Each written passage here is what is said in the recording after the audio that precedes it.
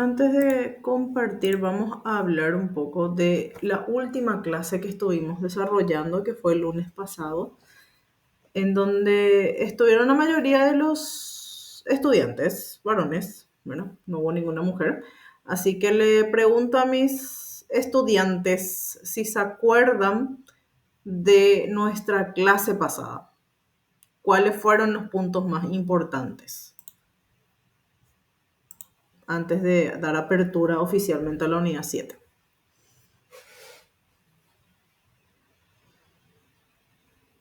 ¿Qué recordamos? El establecimiento y el lento colapso del Imperio Macedonio. Sí, muy bien. Hablamos ya de una helenización también, ¿verdad? Del predominio de la cultura La griega cuestión de y cultura. expansión. Sale entrecortado. ¿Verdad? Pero sí, un poco de lo que era la helenización, perfecto. Nuestra unidad 5 sí era el Imperio Macedonio, ¿verdad? Y por supuesto, por ende, la unidad 6 era lo que después venía, que era la conquista prácticamente de todo el mundo antiguo al frente de Alejandro Magno. Posterior a Alejandro Magno, hablamos de unos reinados, tres en específico, que fueron los que predominaron. ¿Alguien recuerda cuáles eran? Uno Eh, era Ptolomeo, recuerdo. Sí, muy bien. Uno era Ptolomeo.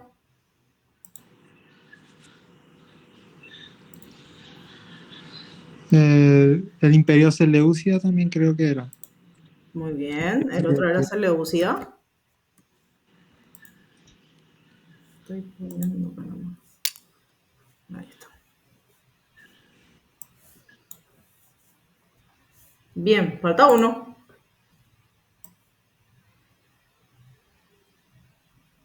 ¿El Seleucida de dónde era? Era principalmente la región hacia, pasando hacia la India, la mayor parte hacia Asia. Me recordás a mis estudiantes de séptimo grado que les pregunto, ¿dónde está tal lugar? Hacia allá. Ah, Siempre me hacen ese gesto, ¿verdad? Hacia allá. Buenas, Pedro, ¿cómo estás? Espero que bien. Bien, Seleucia, Tolemaica, y no nos falta una que era la, no voy a decir la más importante, pero es fundamental que se acuerden.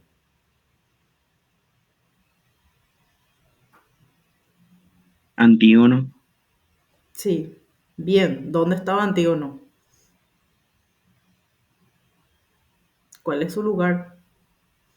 Frigia, Licia y Panfilia.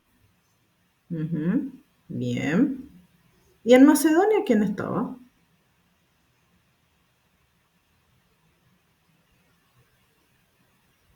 Ya que de ahí habíamos partido.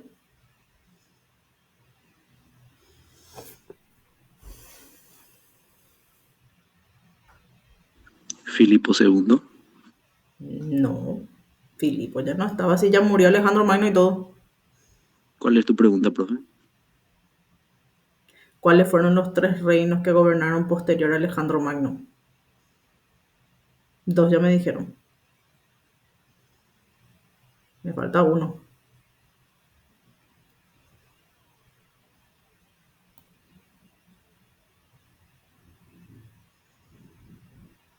Porque habíamos hablado de gobernaciones también.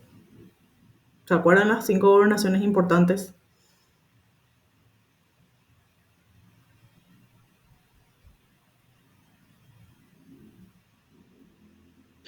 Uno podría ser Láguidas.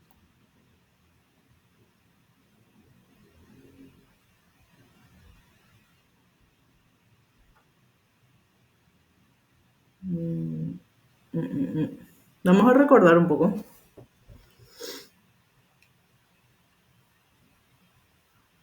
Hablamos de la muerte de Alejandro Magno en qué año.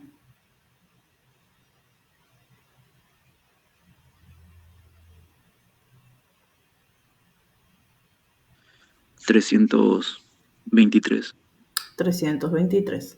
Posterior a Alejandro Magno, ¿quiénes quedan a cargo? Frigas, Lucía y Panflia, profesora. Estoy preguntando quiénes quedan a cargo posterior a la muerte de Alejandro Magno. Vamos por parte. Sus generales. Sus generales. ¿Cómo se llamaban sus generales? ¿Tienen nombres específicos, nombres técnicos? Diádocos. Diádocos, muy bien. ¿Y los hijos de Diádocos quiénes eran? Ptolomeo, Antígonos y Seleuco, profesora no había. ¿Quién era la mano derecha de Alejandro Magno?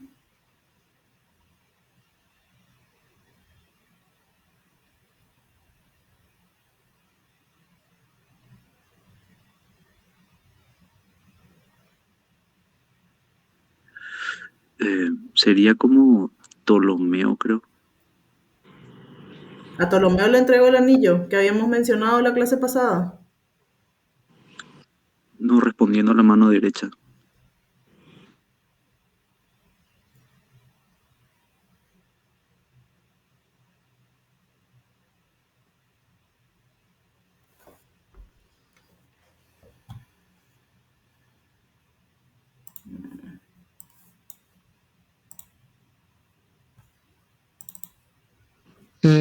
Respondiendo a tu pregunta, profe, Pérdicas sería el que le entregó su anillo. Gracias.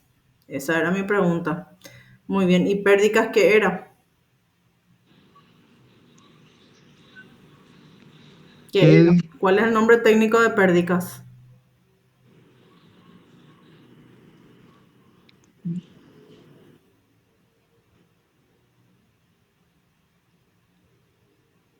Que dijimos tenía una función administrativa y militar. ¿Cómo se le llamaba?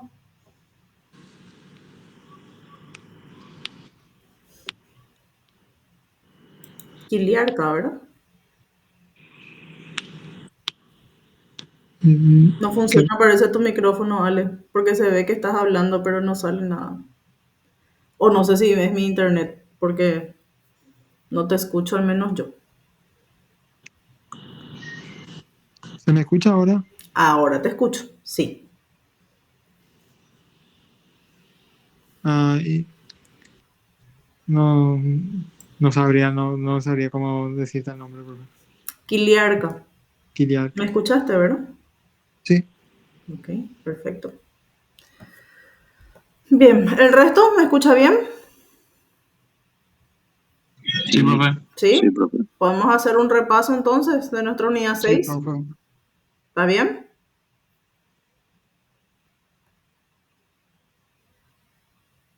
Está bien, profe. Bueno, Genial, profe. dale, dale. Perfecto.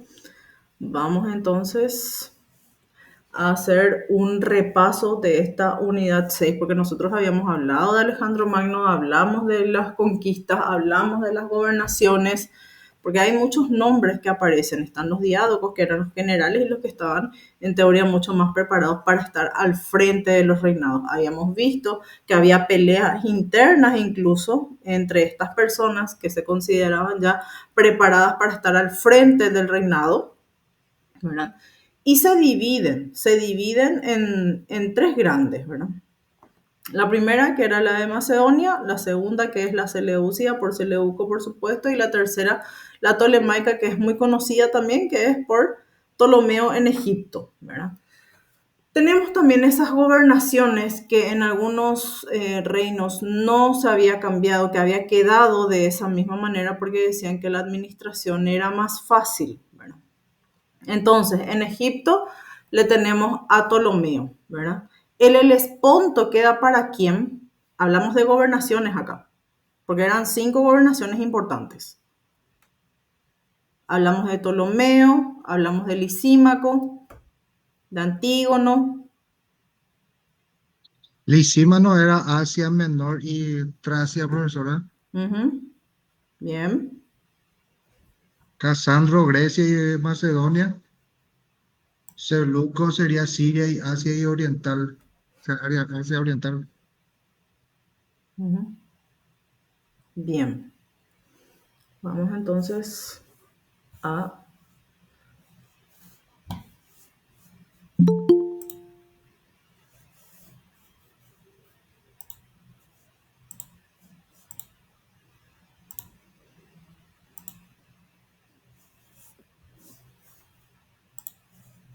Ya es a modo de repaso nada más. Buenas noches, espero que bien.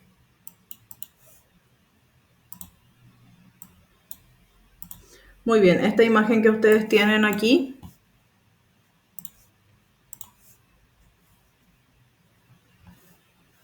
me pueden responder a qué responde, qué es.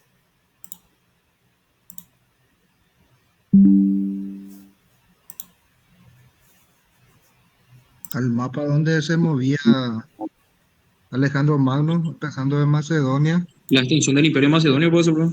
Sí, bien, bien.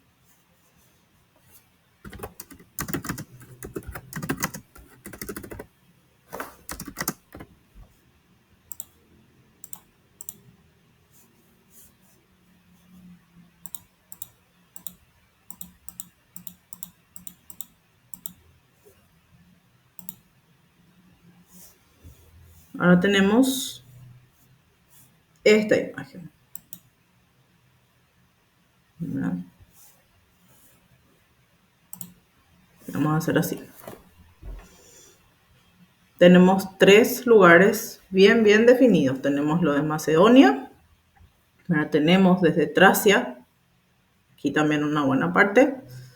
Después tenemos el imperio de Seleuco y el imperio o el reinado, mejor dicho, de Ptolomeo, ¿verdad? Y habíamos visto incluso estos mapas. ¿Cuáles eran los puntos importantes de estos dos mapas que vimos?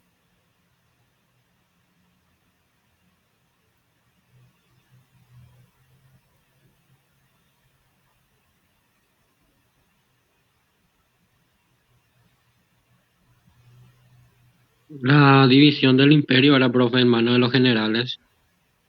Sí, de eso estamos hablando.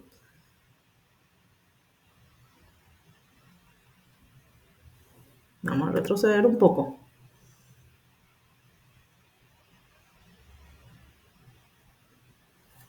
Entonces, para Macedonia, ¿quién queda? Antípatro y posteriormente el epígono. ¿Qué es el epígono? Los hijos de generales. Queda Casandro al frente de Macedonia. Seleuco, por supuesto, Imperio Seleucida y Ptolomeo en Egipto. Ahora, ¿cuáles son las satrapías o las gobernaciones? Que fueron las 5 que les comenté. La de Egipto, ¿verdad? La Ptolemaica, la Tracia y Asia Menor para Lisímaco. Después para Antígono queda Frigia, Licia y Panfilia. Hablamos de Frigia, ¿verdad? Licia, Panfilia. Hablamos de Capadocia, por eso les puse esta imagen, porque aquí está Capadocia. Aquí también la podemos notar. Y el Helesponto. ¿Para quién queda el Helesponto? Para Leonato, que es esta parte, cerca de Tracia. Bien. ¿Dudas, señores, hasta acá? No, profe. Ahí falta- ¿Consultas? ¿Aclaraciones? Profe, una pregunta. ¿Esta tarea se tenían que entregar el 16? Y está en la plataforma. Veo que se cambió la fecha.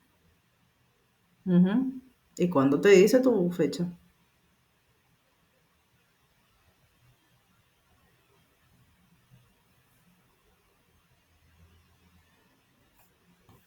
¿Cuándo te dice la fecha de entrega?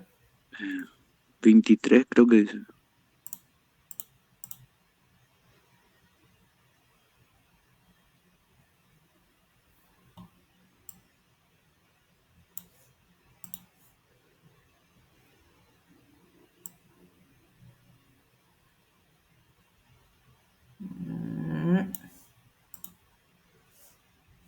Miércoles 11 de septiembre cerró. Esta es la No, unidad no. 6.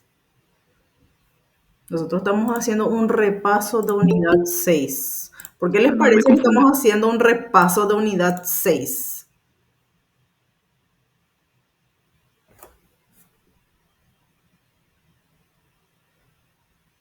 ¿Quién me puede responder, por favor?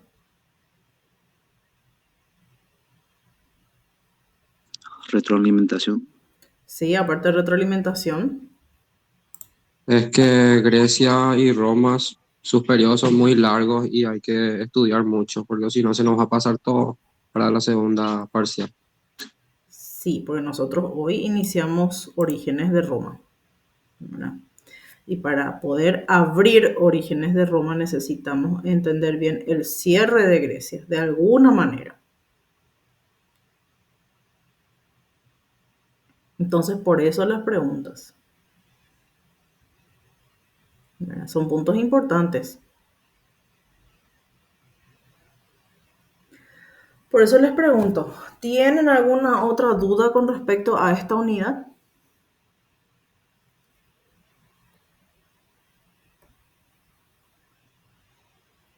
No, de mi parte no, profe. Muy bien, muchas gracias, Ale. ¿Alguien más que me quiera responder? Al menos lo que le funciona a su micrófono y lo que no me funciona me mandan un mensaje sin problema.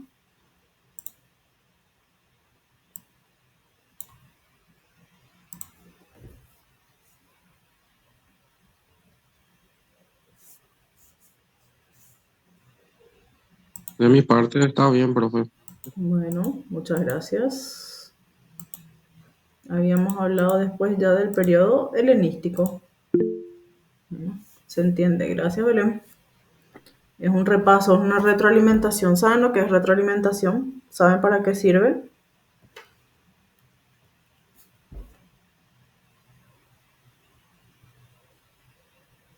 ¿Saben que es fundamental hacer una retroalimentación en cada clase?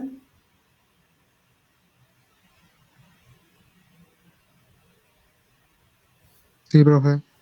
Bueno, bien. Y va dependiendo de la respuesta de mi público también. Como yo no escuché, no observé muchas respuestas, por eso opté por volver a hacer un repaso. Bueno,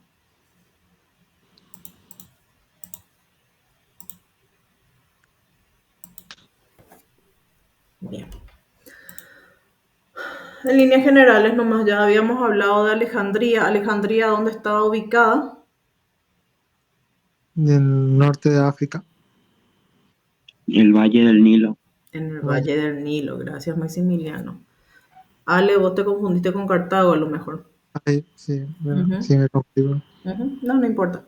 Entonces, líneas generales, ir cerrando nada más. ¿Qué habíamos hablado nosotros de Alejandría? Porque nos detuvimos a hablar de algunas cuestiones muy básicas, muy importantes en esa ciudad. ¿Se acuerdan que hicimos incluso una charla de casi 15, 20 minutos de lo que era Paideia para cerrar ya esto?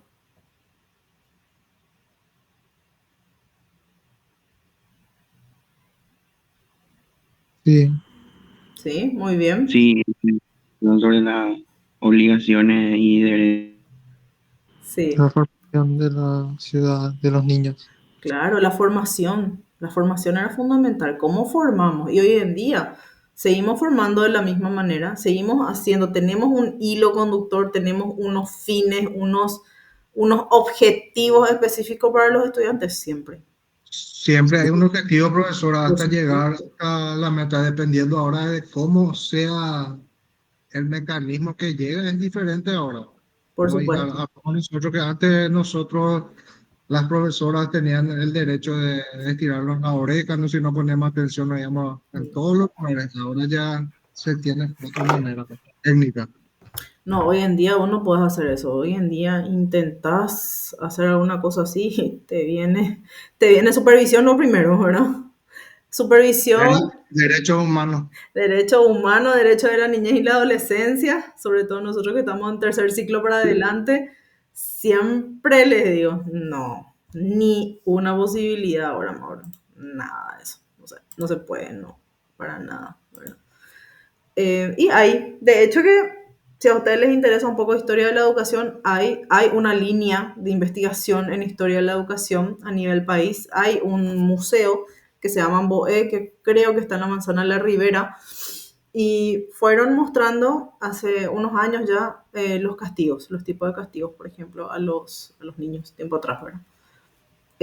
Hoy en día creo que ahora todo público, no conozco bien el horario, pero sí, ahí, ¿verdad? Es para que sepan nada más. Muy bien, entonces vamos a cerrar un poco esto y vamos a hablar ya de lo que hoy nos compete. Unidad 7, quería preguntarles primeramente si es que nadie va a presentar nada, vamos a iniciar nomás, ¿ya les parece? Bueno, profe. Ok, iniciemos entonces. ¿Ven bien ahí? Hablamos de los orígenes de Roma. Antes de desarrollar esto, antes de detenernos a hablar un poco, quiero saber qué es lo que saben ustedes de orígenes de Roma, que ya es nuestra segunda parte del programa. Y famoso, profe, lo que más se sabe es sobre Rómulo y Remo, que fueron los fundadores de Roma, que o sea, tomaban leche de un lobo supuestamente y así. ¿Y esa es una versión histórica o es una versión mitológica? Mitológica, profe, no creo que sea real. Muy Su bien. fundación fue en el año 753 a.C. De ahí proviene todo lo que es la parte jurídica del tema en derecho. Sí. Era una ciudad muy culta donde ya inclusive hicieron el derecho a navegación en aquel entonces. Ujú. Bien, muchas gracias. ¿Alguien más que quiera aportar alguna cosa?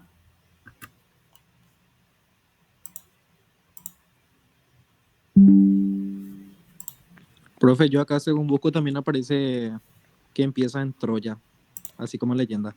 Sí, exactamente. Vamos a mencionar esa partecita. De hecho, que vamos a hablar de 5 aspectos importantes de este origen de Roma, ¿verdad? Pero primeramente es preguntarles, porque yo sé que ya habrán leído, que ya habrán escuchado, que ya habrán hablado, porque hay incluso historia para niños también. Ustedes saben eso, ¿verdad? Sobre todo la parte mitológica y demás, hay explicaciones para niños y al que le gusta la historia desde niño, por supuesto va a leer, va a conocer un poco, ¿verdad? Sí, los dioses griegos a sus dioses romanos, sí, que generalmente eran nombre de planetas, así es. Muy bien, vamos a iniciar entonces.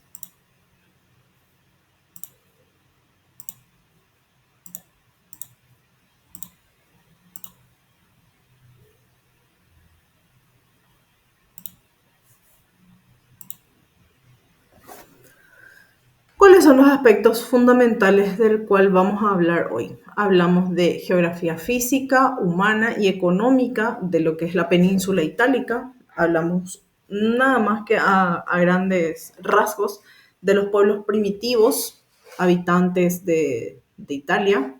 Hablamos de la civilización etrusca, también de lo que es la leyenda y la versión histórica de los orígenes de Roma y por supuesto de los periodos de la historia romana que yo creo, estoy casi segura que ustedes ya conocen los periodos de la historia romana. El primero por lo menos ya saben. ¿Cuál es el primero?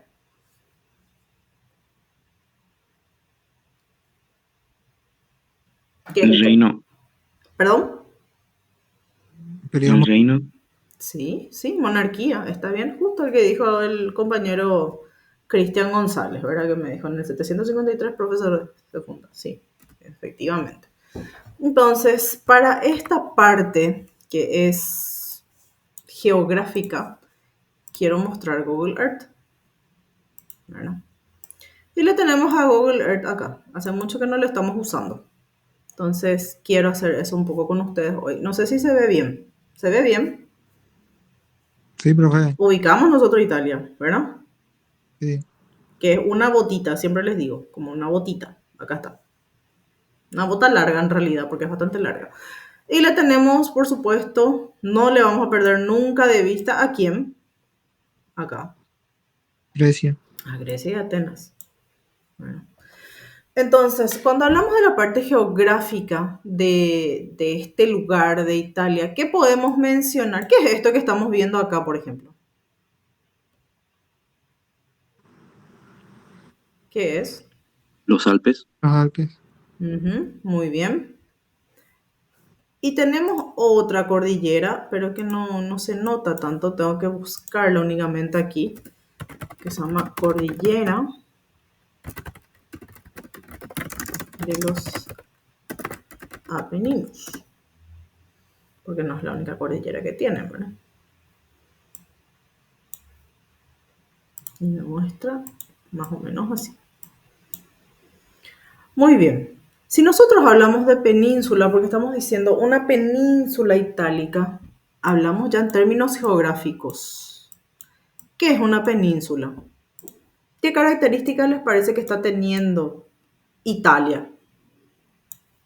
Una península es pues, un territorio que está rodeado de agua, pero se Ujú. conecta por un solo punto a la tierra.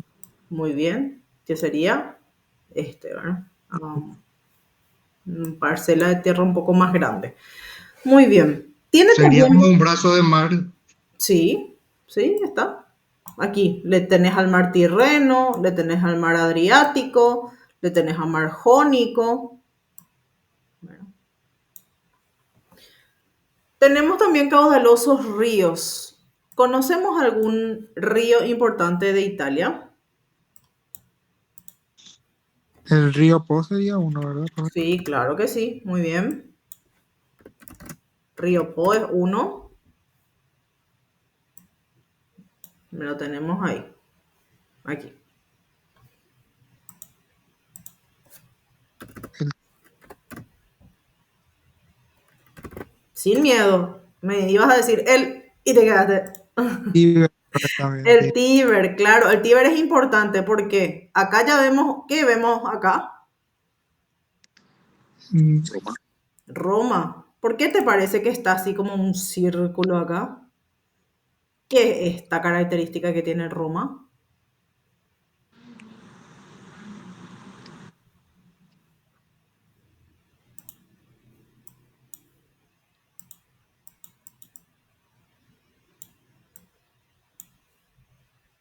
Está fundada sobre ¿cuántas colinas?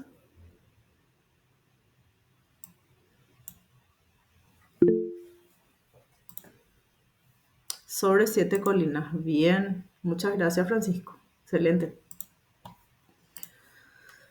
Muy bien. ¿Qué otro río tenemos? Tenemos el Po, el Tíber. Hay un río que se llama Arno también. Ujú, dicen que Asunción de igual manera, sí. Así mismo. Río Arno. Bien, le tenemos bien, un poco más aquí. Bien. Tenemos entonces a Italia como propicia para una agricultura y también para un pastoreo, dice, ¿verdad? Tenemos posteriormente que Italia tenía unos bosques muy considerables y ustedes están viendo, de hecho, justamente, y que tenía los suelos mucho más fértiles que Grecia. ¿Qué tenía Italia? Bueno, tenía excelentes, dice, yacimientos de mármol y tenía en pequeñas cantidades, por ejemplo, hierro, cobre, estaño y demás. Tenía un extenso litoral y cuando hablamos de litoral también hablamos de una parte geográfica, ¿verdad? ¿Y qué significa litoral? Significa la unión que tenemos del agua con la tierra, ¿verdad? Aguas de poca profundidad. Entonces, la mayoría de los puertos que tenía establecido de Italia lo teníamos del otro lado de Grecia. O sea, los puertos estaban hacia aquí, un poco alejados de Grecia y de Oriente Próximo. No tenían, dice, muchas defensas, entonces, por supuesto, invitaba a que se la pueda conquistar por mar. Tenemos también la topografía del Lacio. ¿Cuál es la parte del Lacio? A ver si es que podemos ubicar. Si no, no importa.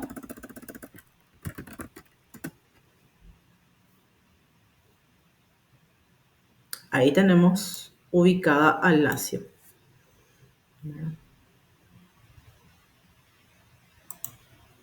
¿Qué hay en esta parte? Le tenemos, por supuesto, a Roma. ¿Verdad? Entonces, la ubicación de estas personas o de este grupo fue fundamental ¿para qué? Para la forma en la cual se relacionaron con sus vecinos. Entonces, ya surge un carácter urbano en este entonces. Tenemos también aquí varios grupos que fueron viniendo de distintos lugares, varios inmigrantes. Entonces le tenemos, por ejemplo, a los umbros, a los sabinos, le tenemos a los ecuos. En realidad tenemos muchísimos. Solamente yo les cité como 4 a 5 porque son de los realmente de los que vamos a hablar y de los que tienen una preponderancia en lo que es esta parte de la prehistoria de Italia, ¿verdad? Y le tenemos del grupo de los oscos, le tenemos a los samnitas. ¿Por qué? Porque más adelante justamente vamos a hablar de la guerra de los samnitas, ¿verdad? En el extremo norte, que tenemos donde están los Alpes y donde está también el río Po, que vimos hace un rato, habitaban unas tribus celtas. ¿Llegaron ustedes a escuchar alguna vez de los celtas? Sí, profe. ¿Sí? Sí, profe. ¿Qué dicen de los celtas? ¿Qué me pueden decir ustedes?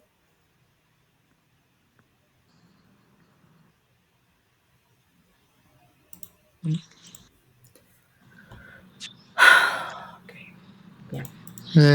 Lo mucho que sé es que ellos habitaron lo que viene siendo territorio de Alemania, también Francia, parte también de España, Ujú. y muchas veces ellos realizaban incursiones muy profundas hacia el sur de Europa también. En También Inglaterra también. Muy bien. Está bien. Muchas gracias, muy amables.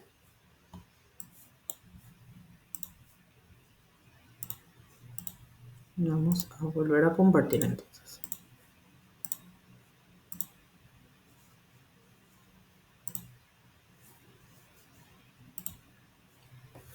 Muy bien. Entonces, habíamos hablado de qué grupos. Hablamos de los umbros, de los sabinos, de los ecuos, marsos y de los samnitas. Le tenemos a los umbros aquí, a los sabinos por acá, a los samnitas por acá, a los etruscos, ¿verdad? Y también a los latinos. Muy bien. Por supuesto que esto implica que haya gens o familias dominantes. ¿Cuáles son las familias dominantes de Roma? Son las de, por ejemplo, la Claudia, la Cornelia, la Emilia, que son las que tienen el poder durante siglos en sus manos, ¿verdad? Cuando hablamos de los romanos de la etnia latina, que están aquí, siempre hay que tener en cuenta que tuvieron un intercambio o siempre estrechas relaciones con los etruscos que están más al norte.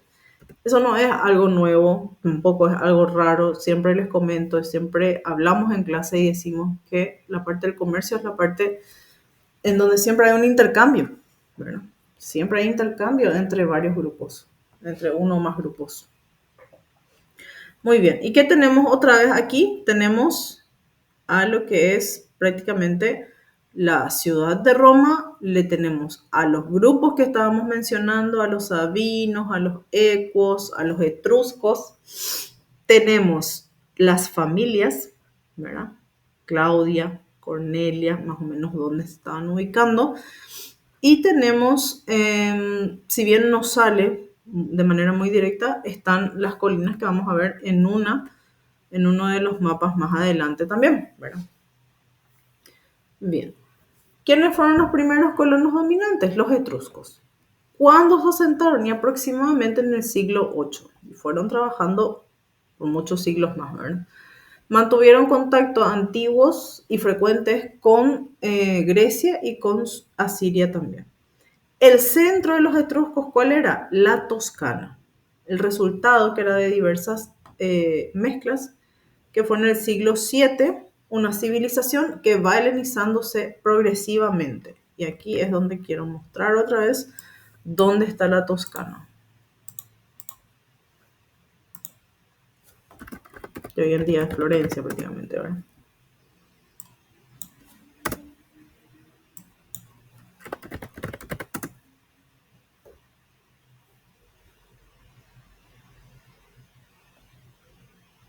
¿Ven la región tan grande que abarca la Toscana?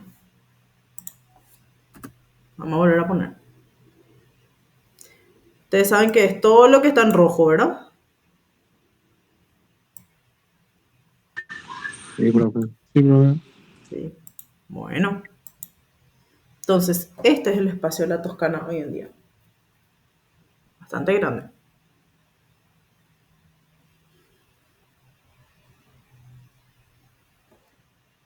Bien. Entonces, tenemos ya una confederación también en el siglo VI, bueno, en donde la política, la dominación política que tienen estos etruscos ya es prácticamente innegable, que es una confederación. Cuando hablamos de política específicamente. Una asociación o grupo de personas que tienen poder de decisión político. Sí, muy bien. Bien. Perfecto. Ok. Continuamos. Y aquí tenemos a Etruria. ¿Verdad? Mar Tirreno, Mar Adriático, lo que fuimos viendo en nuestro Google Earth prácticamente. Tenemos las ciudades etruscas, las poblaciones etruscas, las aglomeraciones que teníamos, los centros, dice, etrusquizados, las ciudades latinas, porque las latinas ya estaban más hacia el sur, más o menos acá. Después tenemos ciudades griegas de Campania, que están aquí, y los puertos francos.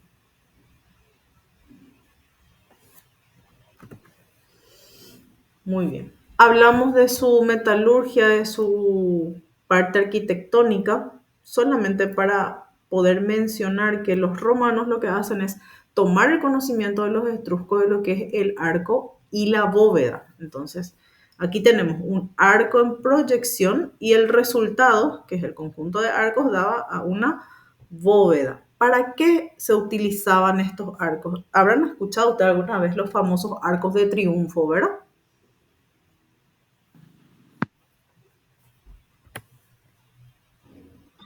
Sí, profe. Muy En los bien. Juegos Olímpicos,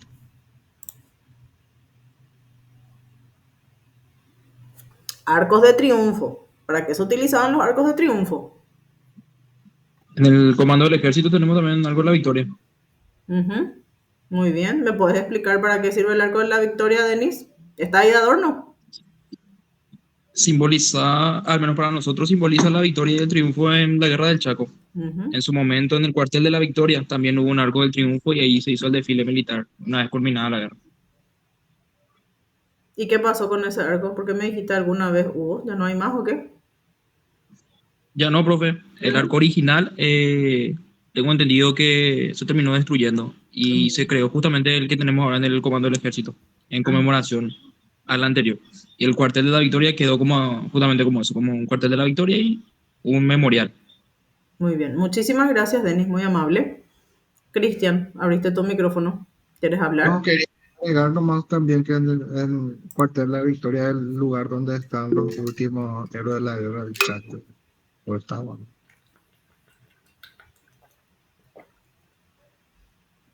No te escuché muy bien. El cuartel de la Victoria, algo me dijiste, ¿verdad? Sí, que ahí estaban los últimos excombatientes Ah, de la guerra del Chaco. ujú. Bien, muchas gracias. Belén, vos también me escribiste en el WhatsApp, digo, acá. Creo que en Roma se usaban para conmemorar generales victoriosos, en realidad cuando había una victoria bélica. Bueno, Ahí es donde se construyen los famosos arcos de triunfo. Gracias, Belén. Muy amable también por el dato. Continuamos.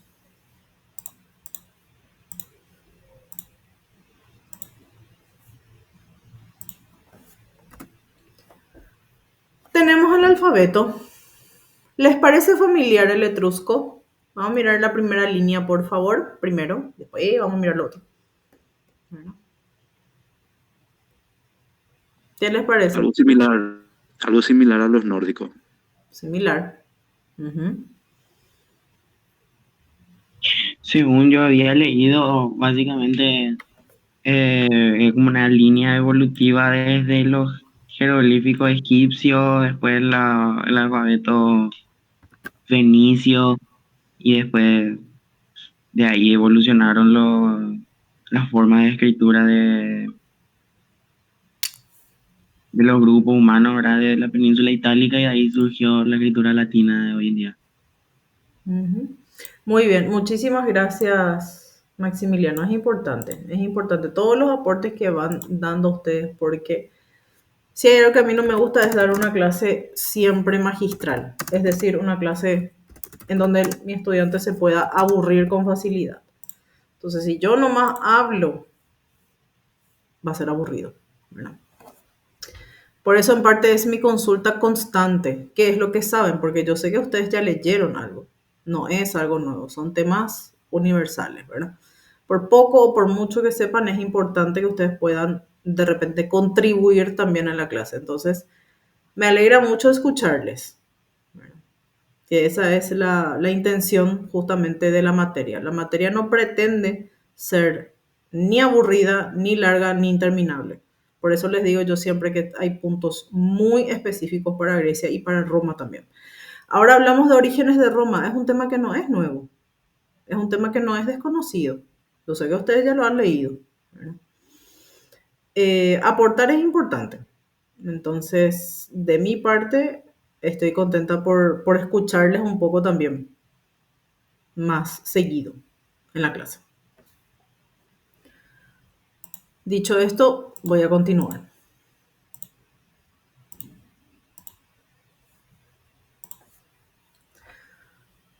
Hablamos entonces de esta evolución. Hay, de hecho, en internet van a encontrar muchísimos, ¿verdad? En las redes sociales también, en Instagram y demás, hay bastante escritura, hay personas que están especializadas en esto y que van escribiendo sobre el tema. Yo les cuento que acá en Paraguay le tenemos a una persona, a un doctor en filología que es de, por ejemplo, lengua inglesa, ¿verdad? Es un profesor que está en la Universidad Nacional, en el Instituto justamente Superior de Lenguas, en lengua inglesa, y él suele escribir sobre toda la parte de lo que es filología inglesa y hace sus aportes también acá en Paraguay. Él está enseñando, se estableció hace unos años y justamente hace poco está festejando que tiene ya su título, digamos, su convalidación. Ustedes saben que cuando alguien estudia en el extranjero, cuando viene con un título de otro país, tiene que convalidarlo, ¿verdad? Entonces estuvo haciendo un poco la convalidación. Escribe mucho sobre la parte filológica, entonces es bastante interesante. También le tenemos a una profesora que está en Instituto Superior de Lenguas, en la parte de idioma alemán, se llama Eddie Penner, ¿verdad? Pero ella escribe mucho sobre guaraní también, ¿verdad? Sobre la forma de escritura, por ejemplo, del guaraní. Son aportes interesantes, ¿sabes? Para que ustedes vayan conociendo, vayan sabiendo que tenemos especialistas en el país sobre estos temas. Bien. Tenemos a las mujeres etruscas. Creo que ya habíamos hablado en algún momento, si mal no recuerdo, de las mujeres etruscas, ¿verdad? Que disfrutaban de una posición elevada en la sociedad. ¿Y a qué nos referimos cuando hablamos nosotros de posición elevada para ese entonces? Que eran unas mujeres muy activas, estaban ellas siempre participando en lo que es la vida pública, en los acontecimientos que son deportivos, que ustedes saben, eso era muy importante para ellos. Asistían a representaciones teatrales y a las competiciones también atléticas.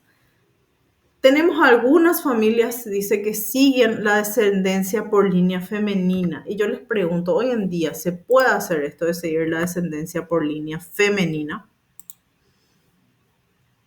¿Qué me pueden decir ustedes?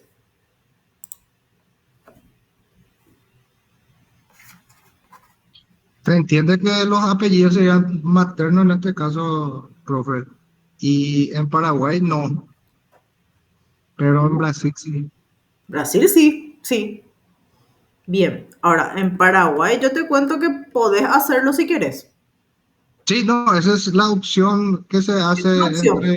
entre los padres. Sí, Se ponen de acuerdo y uno, una vez que nazca una criatura y lleva el nombre o el apellido de la madre, ya todos los hijos siguen siendo, o sea, deberían seguir teniendo el mismo apellido de la madre. pero El hijo uno, te cuento que cuando sos mayor de edad, Cristian, vos también podés cambiar tu apellido. en ese sentido sí ya es jurídicamente y se pagan más o menos entre 80 millones para arriba. Por eso hay muchas personas que ya no cambian su apellido, inclusive no sacan el de fulanito de tal, por el precio. Y de todas las gestiones que se debe volver a realizar para que ¿Qué pueda ves? tener solamente su apellido. Justamente estoy leyendo ¿Por, lo que dice Belén y es lo que vos estás diciendo, ¿verdad? Se por puede qué, cambiar profe, el será apellido que de es la tan madre, dice. costoso? Porque lleva mucho trabajo, o sea, tiene mucho proceso eso. Solo que todos los que tienen que tener el mismo apellido. Sí, es lo que dijo Cristian Belén. Gracias.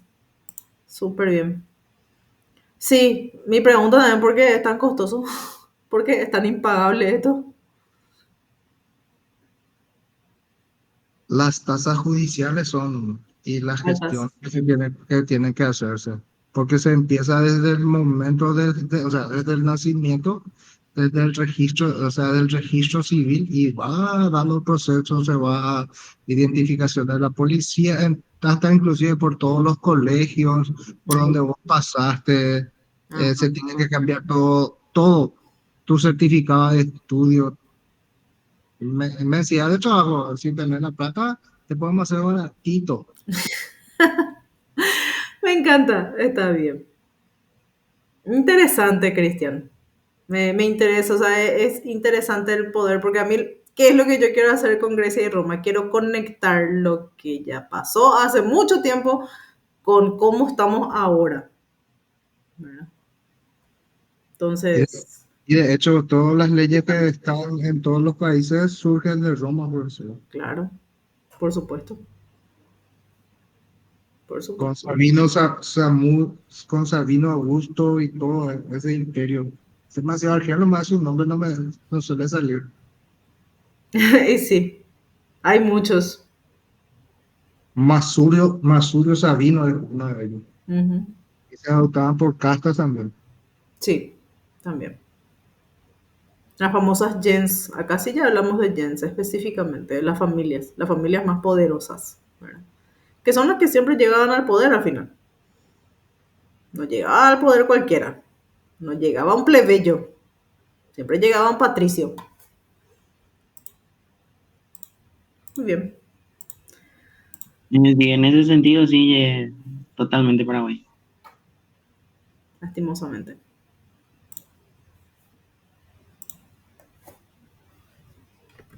No te olvides que en la historia de Ligia Ayala ellos no tenían plata y ellos llegaron, muchísimos llegaron también sin dinero. Y el último que llegó fue en el 2008, si por ahí no se olvidan. Yo no me olvido, pero podemos hablar largo y tendido sobre el tema en presencial, mi querido. ¿Verdad? Porque tan pobre y tan desconocido, no lo era tampoco, ¿eh? Desaparecieron 114 millones misteriosamente. No, en el sentido de conocido en del sistema político con dinero, no, pero ella era conocido en lo que era la parte eclesiástica, No, porque por llegó a ser, supuesto. ¿Y qué arrastra en el país? ¿No arrastra la iglesia acaso? justamente fue por esa causa, creo que la única vez que después de lo que sería de la caída del gobierno Claro. de Alfredo Stroessner que se pudo cambiar, ya Ujú. que tenía no solamente un arrastre popular de la parte de los católicos, sino que se dio la suma también de que en aquel entonces perdió Castiglioni y fue uno de los colorados renegados en ese sentido y hubo una asociación de todas las religiones, ponerle masas sociales, todos se pusieron de acuerdo y fue la vez que ganó.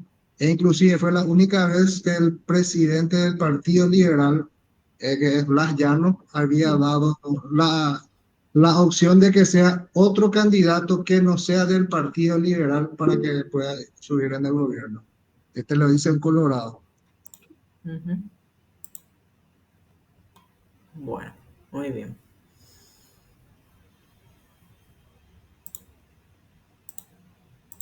Ahí ya podemos continuar.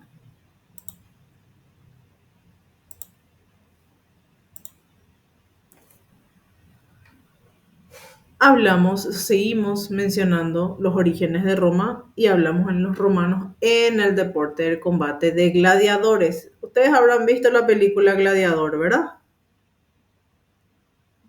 Sí, profe, un clásico. Hace 1000 años, ya sé.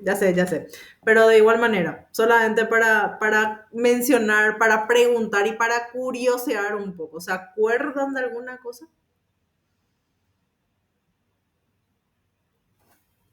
Eran Sí, profe. soldados especializados que tenían un entrenamiento diferente y que estaban apoyados sería el reino, y entonces se iban a las competencias. Ujú. ¿Cuál era la historia que Puedo dar mi tenía opinión, el profe. gladiador? Sí, te escucho, Denis. Eran prácticamente los idols de la época, Mm, porque en ese momento se consumía mucho lo que eran los deportes de entretenimiento, y en especial los combates de gladiadores. Inclusive llegaban a ser sex symbol, algunos de ellos. Es bien conocido que varias mujeres, creyendo que estos hombres eran más viriles y más fértiles, solían pactar con cada dueño de cada empresa de gladiadores, o sea, empresa por así decirlo, cada casa de gladiador, para poder pasar una noche romántica con alguno de ellos.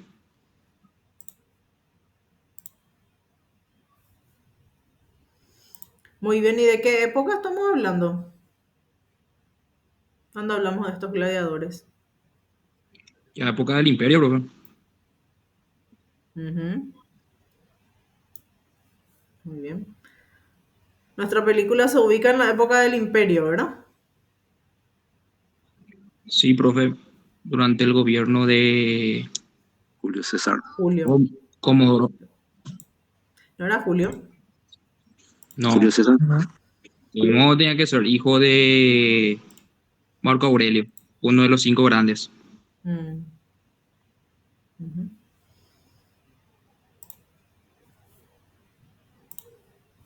Bien.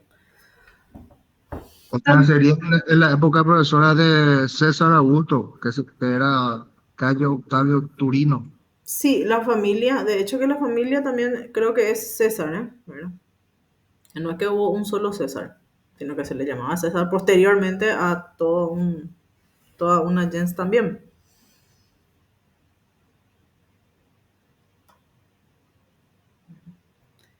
Y en general, así a los gobernantes que llegaban a ser tan poderosos como él, se le siguió diciendo César. Sí. La palabra zar, por ejemplo, proviene de César.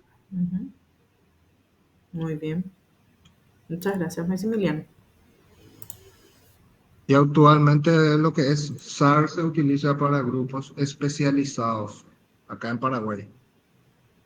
Ah, eso desconocía. Interesante. Es el grupo BUSAR, todo lo que tenga de SAR son especialistas en algún sistema de defensa táctico con diferentes especialidades. Bien, gracias, Cristian. Muy amable también.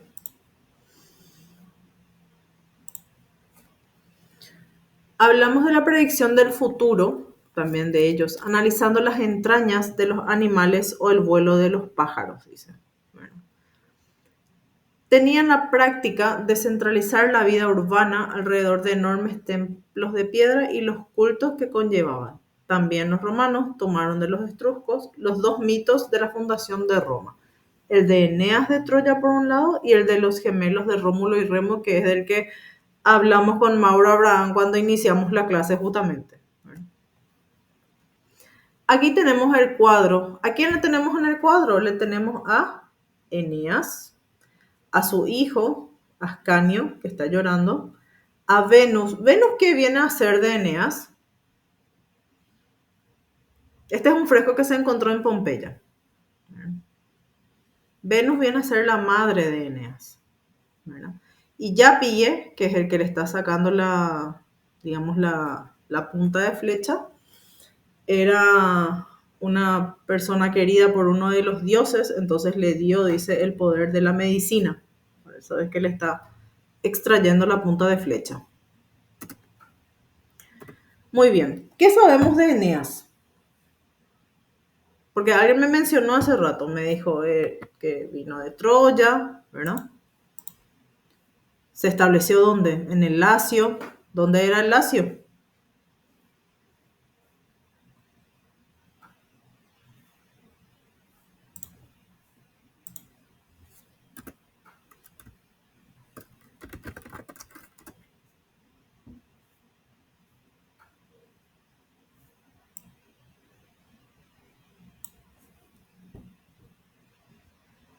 Lo tenemos también nosotros a Eneas como padre de Roma, ¿verdad?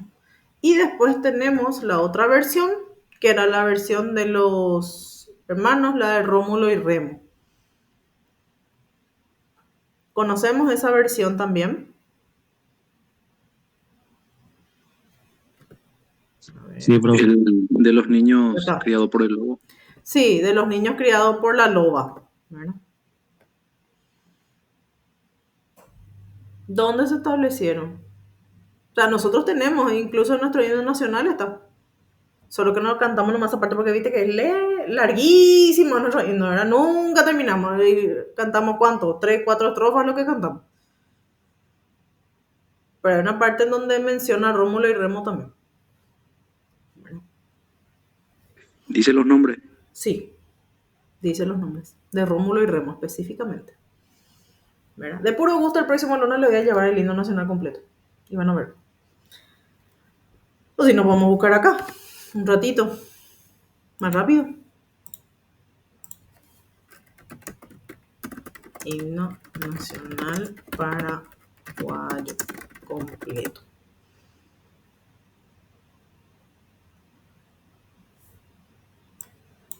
A ver si podemos encontrar. Augusta Adema sería esto. No, pero dice, ¿cuál Rómulo y Remo? Dice en una parte. A ver. Viste, solo este mucho. A ver si podemos ver todo.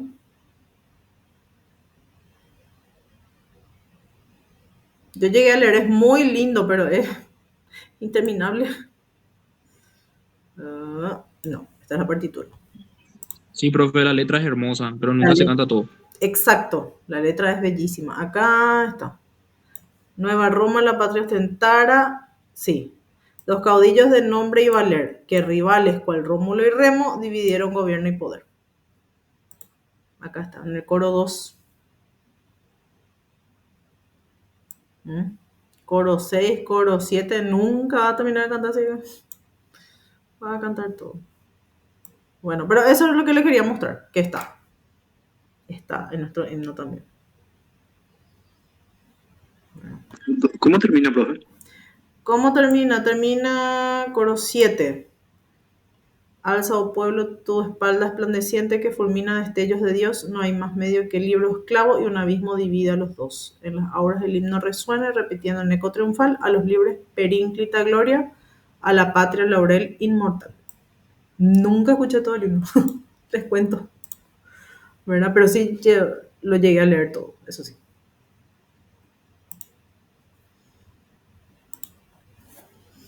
Muy bien.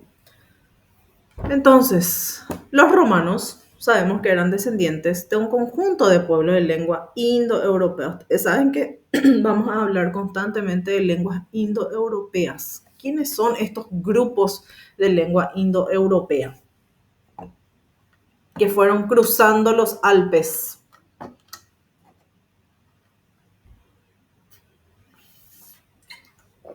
Perdón, tengo sed. Fue básicamente el ancestro de la mayoría de o sea, las lenguas más habladas hoy en día. Sí, excelente, muy bien. Y nosotros nos centramos en los romanos, ¿verdad?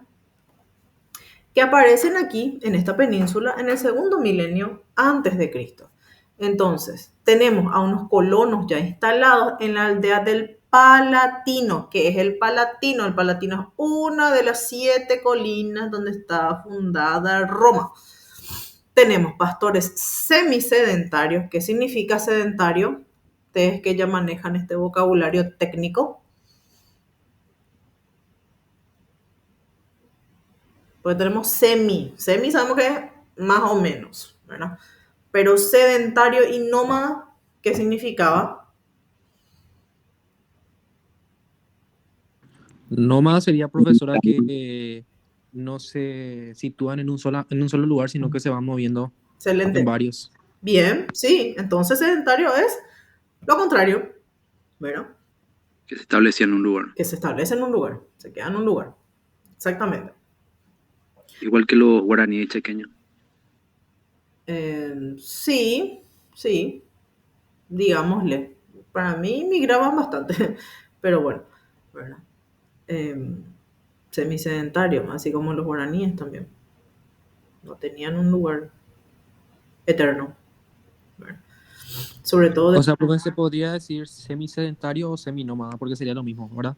No. semisedentario es la palabra que más se usa más que seminómada. Seminómada no suelo escuchar, pero semisedentario sí. Ok. Entonces, no quiero caer en el error, no quiero decirte sí podés hacerlo y de repente te dicen no. Habitando uno de los asentamientos, dice, entre el mar y el Tíber. ¿Qué era el Tíber? El Tíber, saben que era uno de los ríos que estaba cerca de Roma, uno de los más importantes también.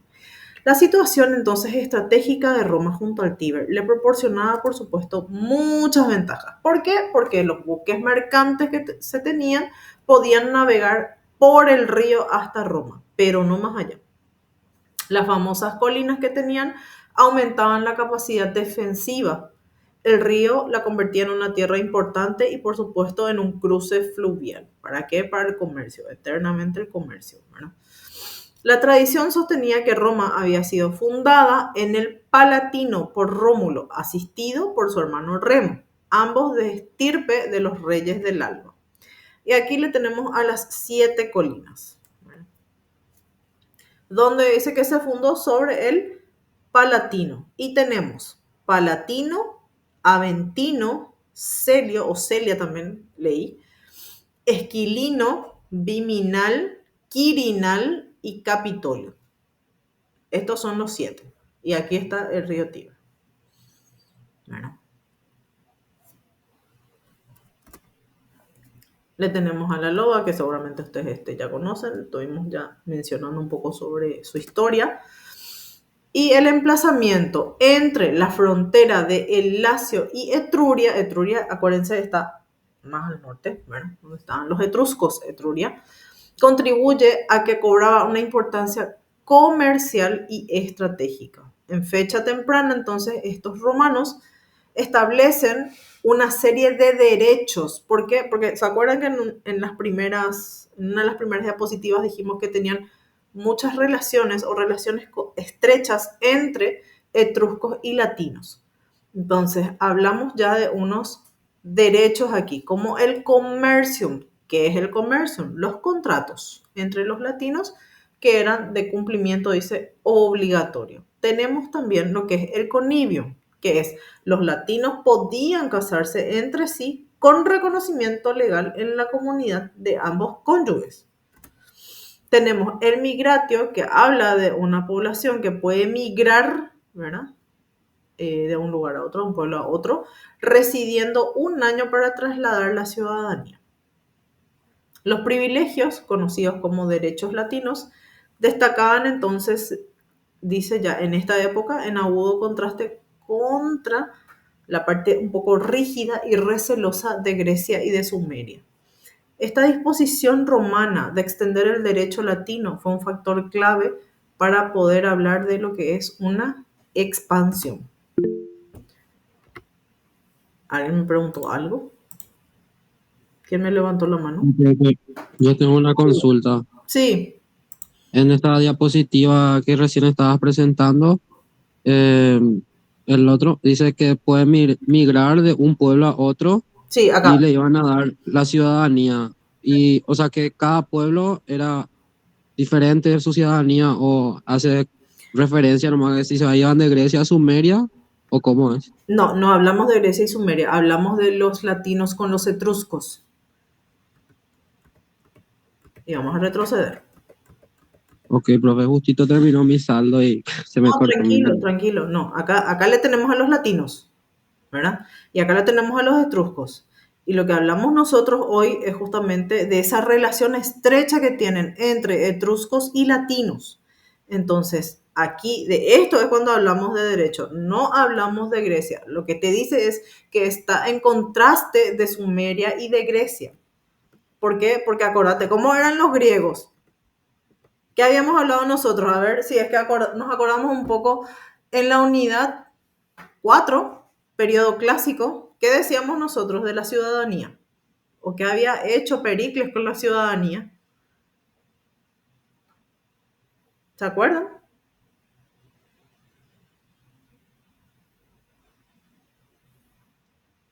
Que solamente aquellos que eran 100% griegos podían acceder a la ciudadanía. Y Exactamente. que los que eran incluso de otra, o sea, los que eran extranjeros básicamente eran de segunda clase en la sociedad.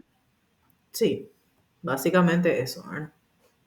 Entonces, Profe, una pregunta. por eso te dice, sí, Cuando los griegos partieron hacia Italia, ¿ya estaban ya los latinos y los etruscos? sí, ya está. Pero su cultura es más bien europea. Bueno, sí, vamos a hablar de Grecia. Grecia también es europea. ¿Verdad? ¿Dónde se divide el continente? El continente se divide justamente hacia Turquía recién. Al menos tenemos ese punto de referencia por lo menos. Nosotros hablamos del siglo VIII. En este caso, hablamos de los etruscos. ¿Cuándo se disponen los etruscos en Italia? En el siglo VIII. Antes de Cristo. O sea, antes del presente. Para tener un poco un marco de referencia, ¿verdad? Sí, profe, gracias. Bueno, cuando gusten.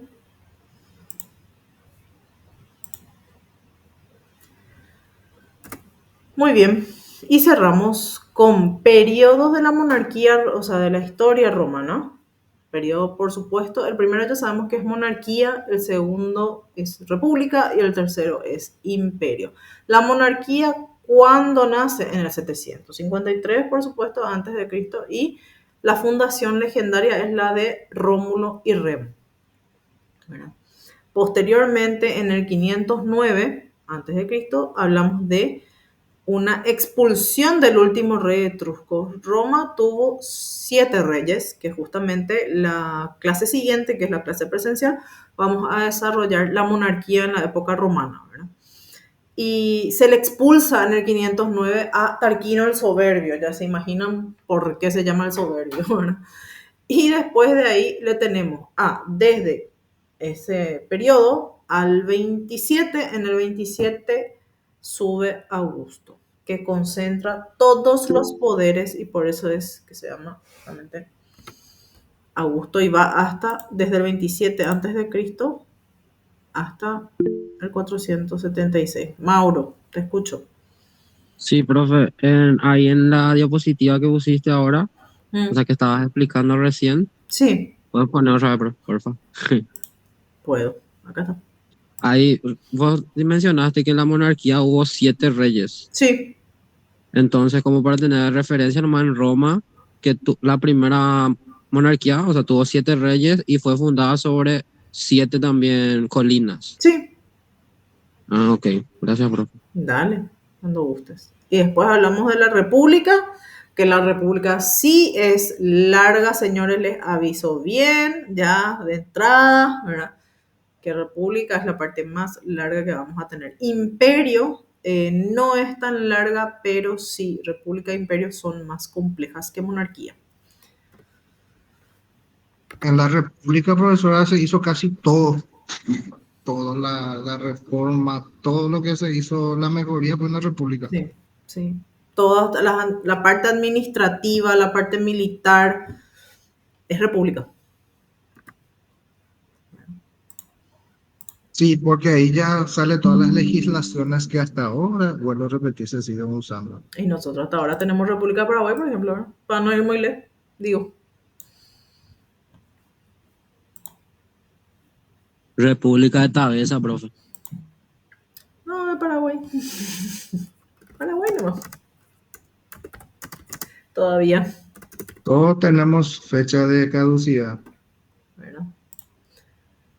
Bueno, muy bien. Cerramos. Quiero que, bien, lo que les voy a hacer antes de cerrar justamente esta unidad es presentarles lo que va a ser la tarea para esta unidad. A ver. Esta es. Muy bien. Creo que pueden visualizar, ¿verdad? Sí, profe. Bien. Sí, profe. Hasta el 25, señores, que es el próximo miércoles, ¿verdad? Nosotros tenemos una clase más que es el 23 y el 30 saben ustedes que es feriado. Así que el 30 no nos vemos. Todavía me queda por dimensionar. Asumo que la primera semana de octubre, como siempre es asincrónica, sería también justamente ese 7 asincrónica. Falta ver, pero como se maneja siempre así la carrera de historia, probablemente no tengamos 2 semanas de clases. Entonces, ¿qué es lo que yo les voy a recomendar? Ya de entrada y después les voy a presentar mi guía de trabajo, ¿verdad? Lean, ¿sí? Lean sobre República en Roma. Los materiales ya están disponibles en la plataforma. Yo les voy a poner ya para que se visualice. No quería ya hacer esto este fin de semana porque tampoco les quiero, encimar demasiado. Entonces, vamos nomás por parte. Tenemos todavía un tiempo. Tenemos todo octubre y tenemos 15 días de noviembre y ustedes eso lo saben también. Pues vamos hasta la segunda semana de noviembre. Entonces, ahora sí les voy a poner visible para que vean ya los materiales, puedan descargar. Como yo siempre les digo, pueden buscar en otras plataformas, por supuesto que sí. Toda información es bienvenida, es necesaria siempre y cuando tenga un soporte un poco científico, ¿verdad? Porque nosotros ya estamos en una universidad, estamos en un primer año. Entonces, ¿cuál va a ser mi intención? Mi intención va a ser otra vez hacer como hicimos hoy, es decir, hablado. Entonces, esa es la idea. Continuando, guía de trabajo número 7. ¿Qué es lo que vamos a hacer? Vamos a hacer un ensayo. Yo ya les explico lo que es un ensayo. No sé si ustedes ya llegaron a hacer ensayo alguna vez. ¿Me pueden decir rapidito, por favor? Sí, profe. Ya hicimos en otras materias. Ya hicieron en otra materia. Entonces ya tienen una idea de lo que es un ensayo. Con las normas APA y todo. No, yo no les pido norma APA, pero sí les pido bibliografía. Eso sí. ¿Verdad? Pueden ponerme al final.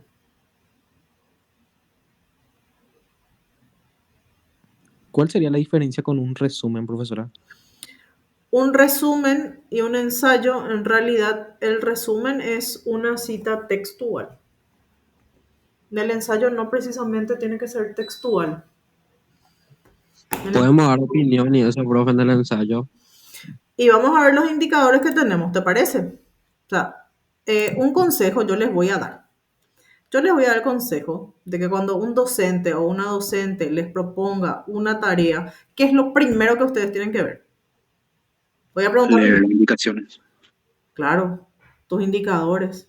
Ahí es donde vos vas a saber qué punto te va a sacar la profesora si es que no hiciste bien. o qué punto te va a poner si hiciste bien. Entonces, aquí, en mi caso, ¿cuáles son los indicadores que yo tengo para evaluar? En la introducción se especifica lo que trata un ensayo. No es necesario que el ensayo sea muy largo. Voy a volver a repetir. No es necesario que el ensayo sea muy largo.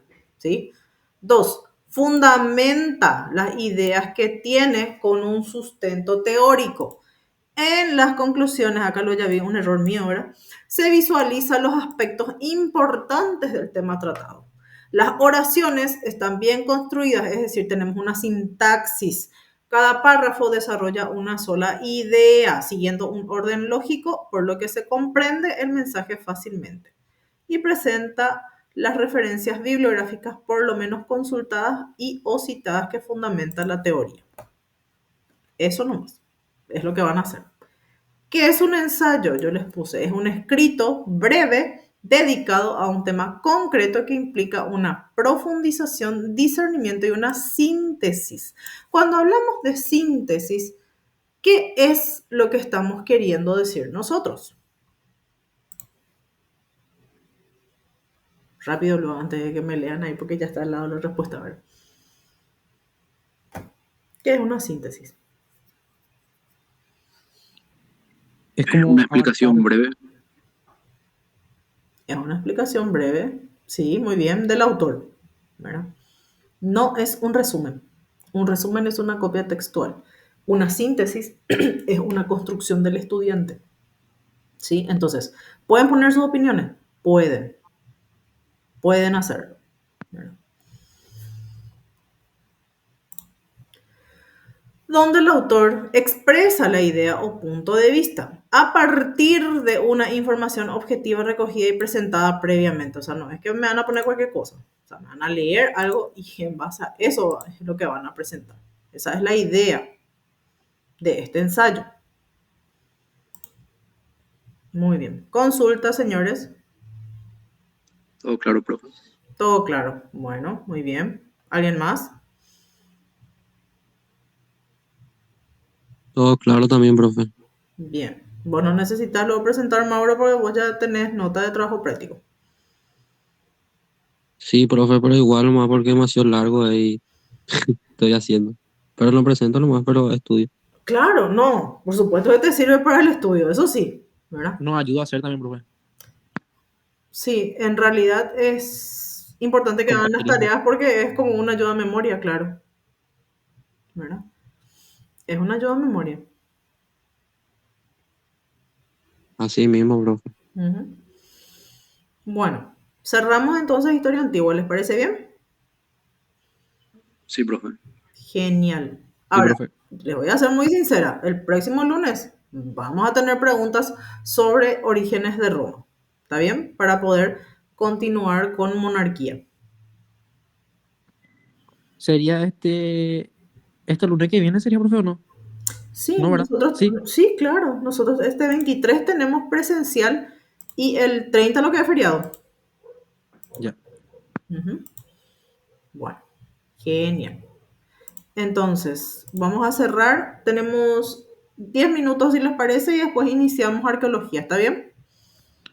Perfecto, profe. Dale, profe. Dale. Gracias, profe. Nos vemos.